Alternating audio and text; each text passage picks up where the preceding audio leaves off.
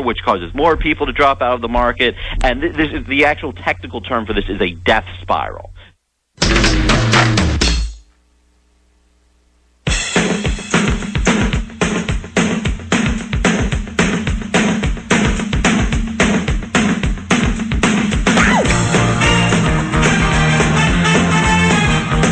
Ladies and gentlemen, it's the Stephanie Miller Show. I'm walking on sunshine. Whoa, I'm walking on sunshine. Whoa, it's time to feel good. Hey, all right now, it's time to feel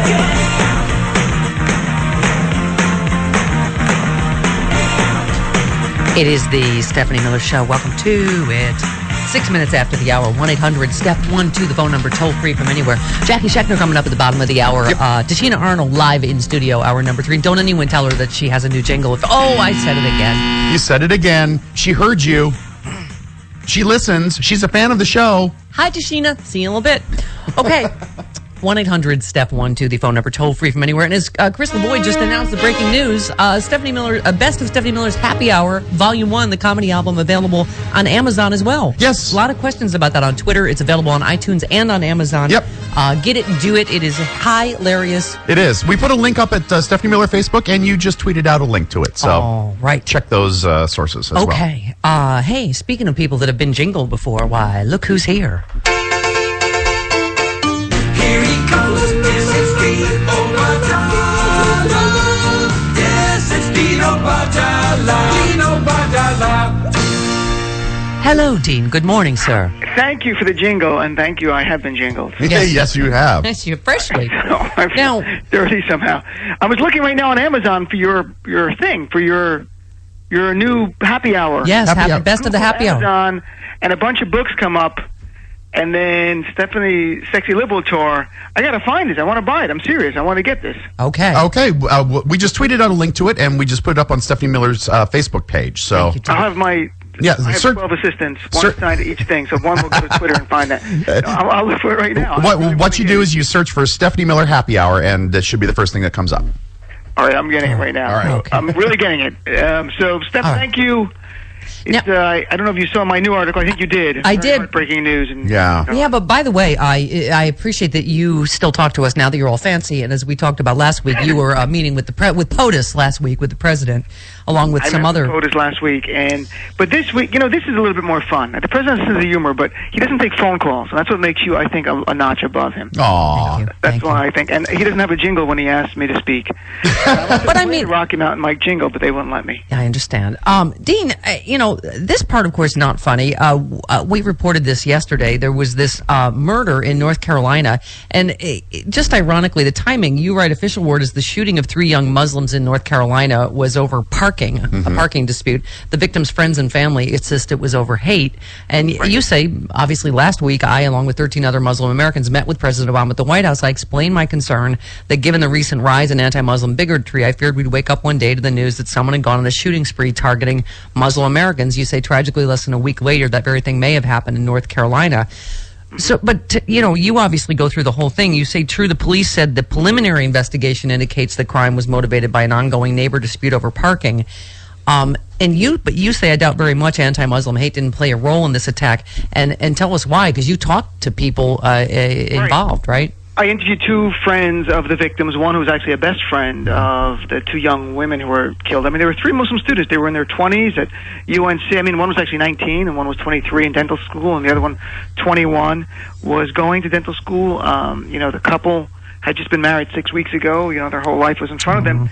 And it's heartbreaking. And, when I spoke to President Obama, I was very blunt in saying that in the room with him and 15 other people that I'm at the point where the anti-Muslim rhetoric is at such a fever pitch that I've never been worried before that we would see an incident like this, where people would be targeted for being Muslim. We did have a thing a few years ago in Wisconsin by a crazy guy who shot Sikhs thinking they were Muslims, potentially, but that I didn't feel the climate had gotten to the point where I was actually concerned. And I'm not these kind of people who walk around going, I think they're coming for us. I've never feel that. I have in the last few months. I've actually felt that.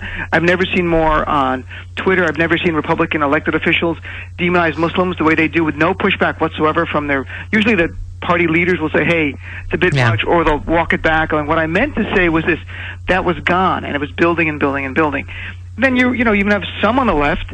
You have Bill Maher saying stuff, and I don't blame him at all. I'm not saying blood's on anyone's hands. I'm saying there's a climate that's been created over time, and it's just reached a fever pitch now. Well, that's why I said to the President Obama that I wouldn't be, and I didn't think, and I really hoped I was wrong. And you also know to their friends, there's a component to it. There's no doubt in my mind. Just like racism infects people in a way, even people do not believe they're racist. They're infected by certain things subconsciously. Well, it first slips in. And would he kill them if they were not Muslim? If the girl didn't wear hijab, he didn't view them as others, and even subtly, even though he's a progressive guy, when you look at his Facebook page, and we can get into that in a second, because the people on the right are attacking me on Twitter for saying, but he was a liberal, that's why he did it. I'm like, yeah, because the Southern Poverty Law Center demonizes Muslims. No, they don't. They don't. Rachel Maddow doesn't demonize Muslims because he happens to like her fan page on Facebook. There's no connection. Right. There's nothing. He happened to like them. That's not the ones telling him Muslims are bad. So there's no connection whatsoever. Dean, you also said, we can't ignore it. It came on the day we saw wall-to-wall media coverage about the death of American aid worker and ISIS hostage Kayla Mueller. I mean, it's. But again, you talked to. I'm just reading here. This was the father. One of the fathers said this man had picked on my daughter and her husband a couple of times before, and he talked with them with a gun in his belt. He said overall she believes Hicks killed them because they were the only Muslims in the apartment complex. They were targeted because they're different, and this is a hate crime. She stated emphatically, you write. She also said on the day of the murders, Dia had just returned by bus. The only one with a car was the younger sister, Razan, who had already parked earlier in the day. The point being there was no quote-unquote parking dispute in close proximity to the actual murders. Go ahead. She's saying, and the man is apparently through the police saying, hey, I killed him just over parking, and the man's wife, the killer's wife, and there's no dispute who killed him, and that's not an issue at all, saying no, he had no problem with Muslims. But, their view is that he was, we may find out if this is true or not later, we don't know, but this was the only people he targeted in this community and harassing them and bothering them. They did wear the hijab, which is the head covering some Muslim women wear, so it's apparent they were Muslim. Their friends who came over, like Amira, the day that the first time they had an incident with the man was when she was over and a few other girls with hijabs were over. So maybe in his mind, like, the Muslims are coming, they're here. And it's a subtle thing, like these foreigners are here. And I might be a liberal on other issues like marriage equality, and he is on his Facebook page, but there's certain things that rub you the wrong way, perhaps, and it's built and escalated. And Dean, you point out that some of this rhetoric has been on both sides of the aisle. And you cite Bill Maher, but obviously most consider him a liberal. On that side of the aisle, but clearly he's angered a lot of Muslims with his comments. I mean, and this guy, as you say on his Facebook page, he wrote, "Some call me a gun-toting liberal, others call me an open-minded conservative." So he's a complex guy. He definitely, to be completely fair, if you look at his Facebook page, and I looked at it, he likes mostly progressive causes. He likes progressive TV shows and commentators. He's very adamant about marriage equality. So he's an avid, devout atheist.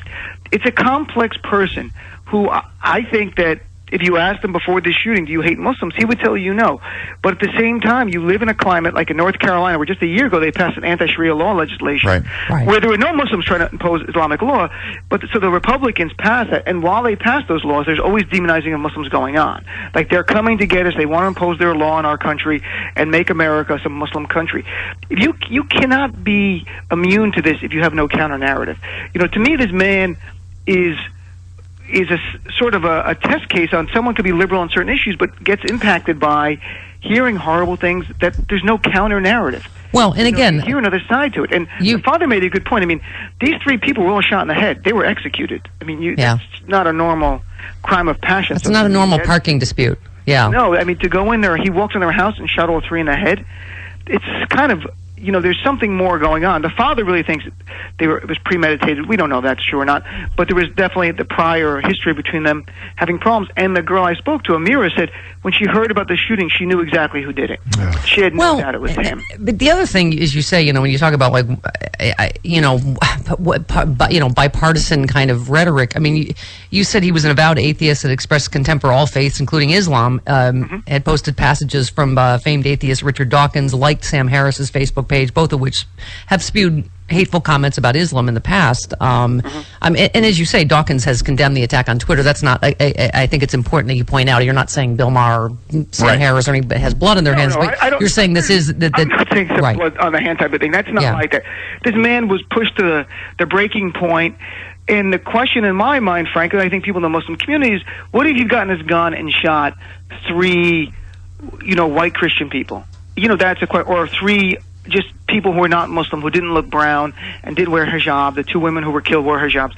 Would he kill them or not? And is that part of the component of what motivated him? I think there's part to it. In my heart, and I could be wrong, but this is my view, if they were not Muslim, they'd be alive today. There may have been an altercation. He may have went and yelled at them again and screamed at them. But to get the gun and kill them, I really see in the media and the narrative by some on the right is that we're not legitimate Americans, that we're a threat. We've had John Bennett, Oklahoma State Representative, literally say Muslim Americans are a cancer that should be cut out of this country. This is part of cutting us out of the country. It's killing us.